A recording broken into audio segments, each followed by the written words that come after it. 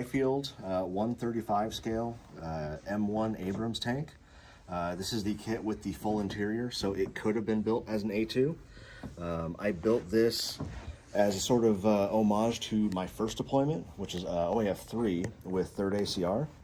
And the painting itself, there's a few odd colored splotches around the vehicle. Mid-deployment, somebody with big brains realized that the enemy can read our bumper numbers, so cover everything. So we basically sterilized all the vehicles. So you had some young private with a rattle can spray paint, and nothing ever matched. So I basically did not use any decals on the kit and just airbrushed a different brand of I like that. sandy yellow to try to replicate that. Yeah. That deployment, we were also like the last unit in the three color desert scheme for our DCUs. So the bags that are on the side of the turret there, those are aftermarket. They're, I think, Legends. Is a 3D caster off of like Etsy or somebody online. The kit itself, it fit pretty well, but I don't know if I got one at the end of the run. I had a lot of mold lines to clean up, like a lot. I probably spent a good hour just sanding the barrel because they were, it was just kind of offset and just weird. Other fitment issues, because I did build the blow-off panels removable. The frame for the upper part of the turret where the ammunition goes, it's very fiddly. Like I couldn't get that thing to line up once the top went down. Oh, is that why they're kind of at an angle? Yep. So the pieces, they fit together, they just didn't align with the rest of the kit very well. So there a lot of the stowage on there is aftermarket. There's a little bit from the kit. So they just, those are units, they just lift them out and have them reloaded and put them back in. I was not a tanker, so no. I don't know. I thought that was the concept behind it. Somebody in here was a tanker on M1. No, they're just basically blow-off panels. But they it's wet. So what you're going to do is in my day, it was one at a time, hatch, point down. Yeah, I know inside the turret there's like a hydraulic door. Yeah, there's it's a loader door. So you step on a little button and it comes open. See, there's a knee switch. You hit it with the knee, it pops open. It's Anthony Froh, and he went to Alabama. Will. They were both with the 3rd Infantry Division. Okay. Both tankers. Yeah, and then the last thing that I did not glue down was the back panel there. Another kind of knock against the kit, there should be large no-step decals on that cowling. Yeah. And there was nothing in the kit. Everything in the kit was either way too small because it was supposed to go on a different area of the tank, or it was just completely wrong. So, and I couldn't find anything in appropriate scale because I ain't freehanding that. Oh no, You could How probably, big were they? You could How probably big were the order letters? them from somebody who makes decals for Hueys. Okay. Because they're Hueys and the Blackhawks. There's a lot of no-step markings on the Hueys and the Blackhawk. We had radio antennas on the roof, and there'd be a stencil across it. No step. On certain panels, you were no step. And the ones on that cowling they are just massive. They would cover almost the entire back. Oh, really? Yeah. It went this way, no step like this? It was back here, and then here and here. There. Those 3 of them? Yeah, there was 3 of them on that I'm cowling. trying to remember next month. I got a shitload of decals. Some of the 48, the 30, 25th scale. 25th scale, yeah. I got a couple of those. I'll see if there's in there. Yeah. Well, this tank's going to the wife's desk tomorrow, so because she was also on that same deployment. For weathering, I tried using some AK powders, at least on the hull, but I realized it was not showing up at all. It just blended way too well with the paint. So for the rear cowling, as you've seen a lot of pictures of Abrams while they're operating, that back cowling in the center just gets black. But sort of, it's that avgas, or coming out of the turbines. JPA or whatever they throw in it for that day. This is acrylic paint? Yeah, so the hull and interior is all mission model. Various pieces Like the rucksacks are Vallejo, so I could brush it. Can you turn the shirt over first? Yeah. Oh, we got a basket on there. Okay. Yeah. I say don't lose fingers and toes. Yeah, I said it's. I mean, they do advertise it as a full detail, full interior kit. There are, well, because the wife works with a bunch of overage children, so I did glue the top hatch of the turret down, so people won't be taking apart breaking it. But it is, there's seats for everybody, details and radios for everybody in that kit. And So in real life, does a torsion bar go right across the floor like that? as far as I know, yeah. I didn't know that. Well, it's got a full basket.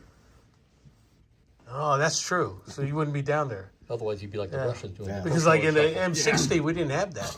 Yeah, the You know? only seat I've actually been in an Abrams was the driver's seat because I was on port detail. Oh. And it was a very comfortable seat, I will say that. I couldn't be a tanker in this because I'm so lazy. If I laid back, I'd be out like a light.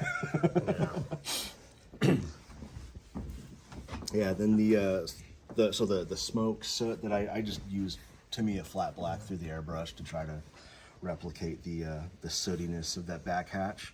Other thing I didn't like with the kit was the way they had you build those panels. They wanted you to glue them together and then glue that assembly to the back. But it's like you're having this full detail kit, and then like the transmission's basically complete. So you either build it with the engine in or out.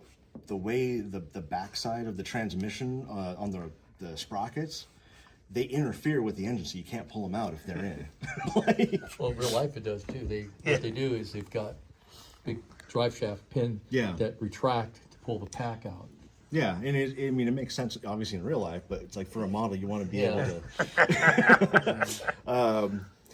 That's I true. mean, There's a basket. Yeah, that makes it. the, That's how they get it lowered, by having the torsion bars up higher. kind of the strange thing I thought was the build order. They had you build the entire turret first, and then I guess just set it off to the side somewhere while you build the lower hull. So I built it completely backwards. I did build the hull first. But if you look at any model builder on YouTube, first thing they tell you to do is read the instructions. Oh, yeah. Because the guys who put the instructions together apparently have never built models. So Yeah. it's like, But yeah, overall, I'm pretty pleased with how it came out. It'll be good to be It's done nice. with this kit. It sat on my bench for probably 9 months. Where I was just off and on just because the frustration from mold lines and casting issues. You were talking about the black on the back panel from the Yeah. exhaust coming through. Have you thought about using charcoal sticks? that's what I was thinking. I have not. I might have to steal some from the I kids. use charcoal sticks for the exhaust stains on my aircraft. Do you grind them That up works and then well. brush them on? No, I just Yeah. take the stick And and, use it? rub it Okay. on, and then use my finger to spread it. Yeah, Yeah. because I've seen guys that'll take the charcoal. They come in different colors, right? Yeah, They're yeah. Like chalk sticks, and they'll use the X-Acto knife and shave some off, and then Okay. they'll crush it up so it's a powder, and then they use a brush to Yeah, dab it 'cause on. I tried a layer with the AK Interactive smoke, and it just wasn't going on thick enough. So, cut corners and sprayed very Yeah. carefully with the flat black. I've been using their pigments, and I've used the pastel chalks as well. But it doesn't. You can't, because I guess the pigments are actually pigments. You can Yeah. dilute them and whatnot, whereas the pastels Yeah. don't Yeah. dilute. It's chalk. Yeah. But yeah, I've been the Sherman I just built. I used that to simulate the mud, and I think it turned for the first time. I think it turned out pretty good. Anyways, So how are the directions? I've heard people say good things about the directions. Yeah, I mean there are elements that are color coded, and they are laid out in a way that generally makes sense. Yeah. Other than, like I said, the assembling the turret before the hull. So the order, basically. Yeah, Okay. for me. and it's not glossy. Yeah. You get a my lights reflecting off it. I've got to angle it so I can see what the hell I'm looking And at. plus, you're wearing glasses. It makes it worse. Yeah. Yeah. Do you use the flex? Oh yeah. I got Sabo rounds. Yeah. So, the ammunition, is it, you put them individually, or is it, you just do a stack? As far as I know, yeah, I think they would be loading through the Well, loader's I mean, hatch as far and- as, no, it's a kit. Yeah, in the kit. Oh, Yeah. yeah. So They're the like already pre-built Single in the piece stack? or the individual? Yeah, I'm there's just kind of looking at the load, the way they did the loadout. the 'Cause you instructions actually call for 4 layers that are 4 to 5 rounds per layer. Yeah. I only did 3 of them, Yeah. just so that way you know. Well, if you they look, were- because the top, And they're all sable. Huh? no, because the ones, if you look down, the ones underneath So are apparently heat. they didn't have any rounds stowed in the turret with them then. Because On you got the M1 heat's got do the. they? well, that, I mean that is part of the Ring on it. turret. That's part No, of the I'm turret. saying. No, outside no, of it. not like an M60. Like the not like M60, M60. we You had we racks a and stuff. ready rack Yeah. right here. It held like Yeah, 15 no. rounds. They were just Yeah. Everything goes behind a blast door. We Yeah. never used it, but it was there. Yeah. Yeah. We had you a like the guns the cot. for your the Army's original strength. Oh pins. yeah. I mean, I put because that aftermarket kit came with some water bottles I threw on there, the cot, the duffel bags, PT mats. You gotta get. You don't 3D have Haji printer. labels on it. You can make all that stuff. Yeah. Have I like the you, 20 millimeter used cans. the flexi file? You know what it is? The brand or I think it's a brand. Well, Yeah. FlexiFile is a brand, but they have different styles. They have one that looks like bands, different levels of band. It comes it comes Yeah, with I like the have saw one of those, handles, yeah. you know, and they also have the sticks and Yeah. stuff. You know, so it's a brand because they also Yeah. make paintbrushes. I think it's something else. Yeah, Well, for rounded shapes, they're great for sanding rounded yeah, shapes. yeah. yeah. Might I'd, have saved you some work.